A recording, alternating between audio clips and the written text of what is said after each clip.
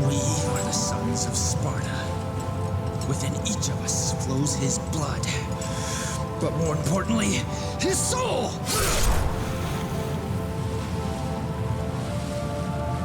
And now, my soul is saying it wants to stop you!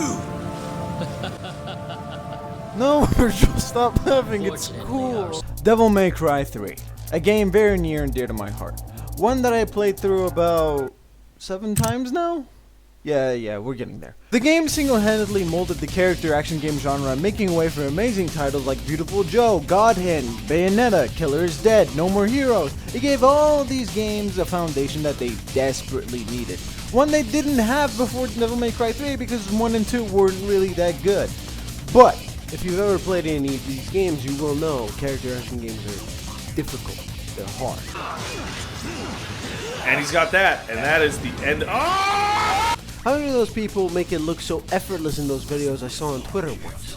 You ask yourself. Well, you came to the right place, friend, because I will show you how to style in Devil May Cry 3. No doubt you've got some fun planned for me, right, Virgil?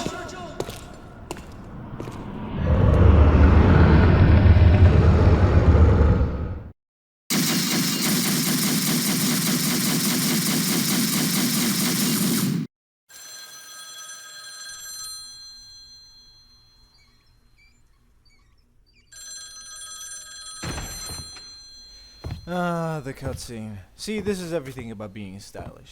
The nonchalant flipping of the chair, the pizza, the demons. Oh yeah, the demons. This cutscene from the start of the game tells you exactly what it expects from you. It expects you to be active and control the battlefield. Now, it might seem daunting, and Dante's pain tolerance is nowhere near this in the game.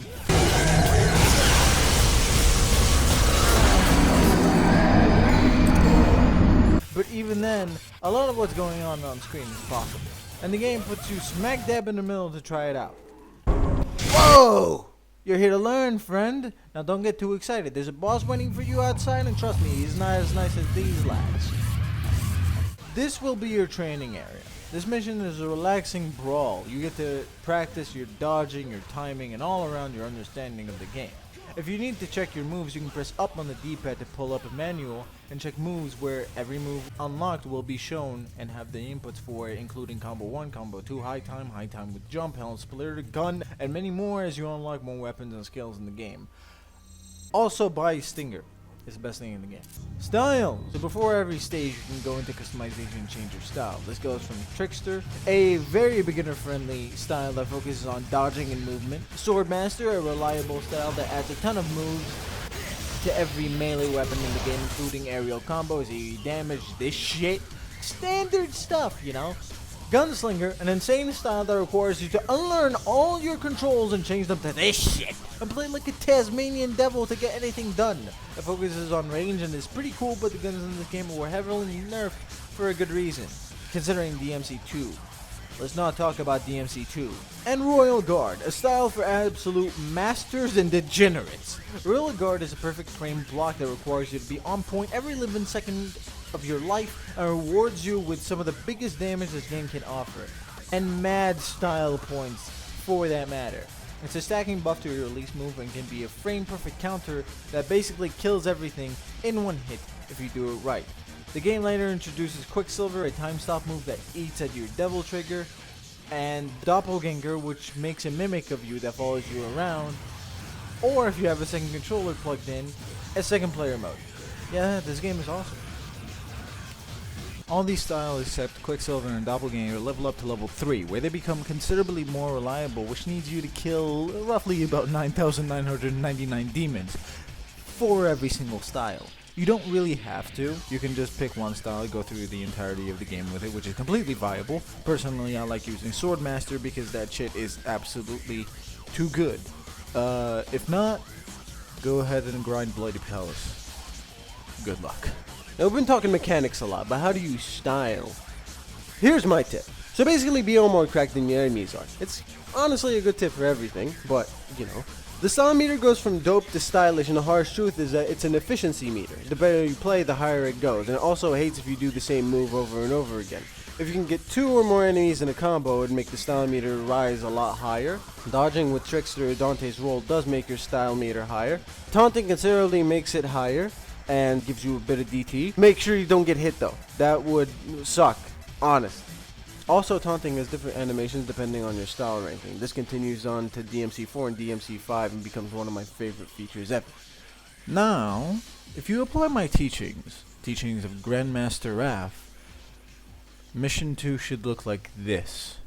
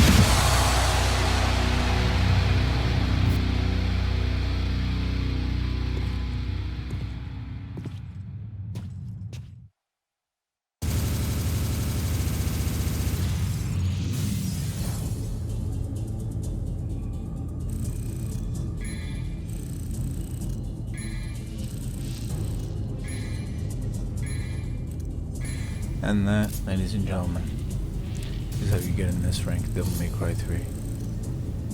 Now let's talk weapons. Dante gains access to a whole lot of weapons as you progress through the game. You start off with Rebellion. It's a good weapon for everything and will never be a bad choice. The standard damage, perfect. Cerberus, odd weapon, but dishes out damage quick and can catch enemies lacking. It's a combo making machine if you know how to use it. Agni and Rudra, one of my favorites, insane damage output, spinning moves, and huge AoE damage potential. Nevin, my absolute favorite, because Dante decided that he'd finger a succubus the craziest way possible by turning her into a fucking guitar.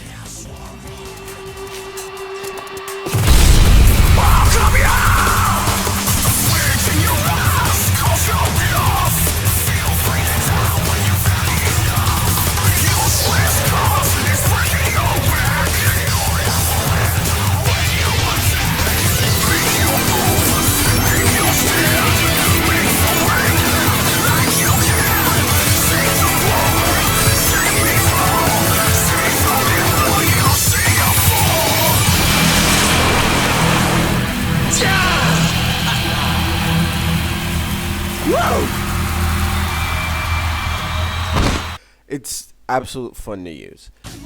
Beowulf, a monster for damage dealing, and let's not forget.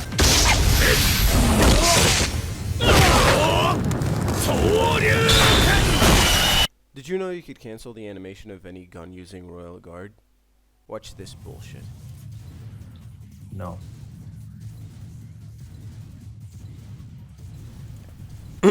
Guns. Ebony and ivory. They do the work. They never miss a shot. Coyote A, Old Faithful, Shotgun Stingers. Artemis, only good in Marvel vs. Capcom 3. Spiral, I'd be surprised if anyone knows how to use this thing. And Kalina Ann, your solution to everything. And now for the enemies. Most of the time you'll be fighting fodder enemies, mostly known as the Sins. And these are super fun to fight all the time. Like, they're combo material, they get launched, they are slow, they do this, they do that, some of them are tanky. And they have another variation called Abyss, which are absolutely like the best enemies in this game. Now, apart from these enemies, a lot of the other enemies in the game are not really that fun to fight. What comes to mind is the spiders, the Fallen. Fuck the Fallen. Just fuck the Fallen. Now, for bosses, I could give you the tips and tricks on how to beat every single one of them, but where's the fun in that? I say I give you a single tip for every boss in this game. It's a battle of attrition, and you will get hit whether you like it or not.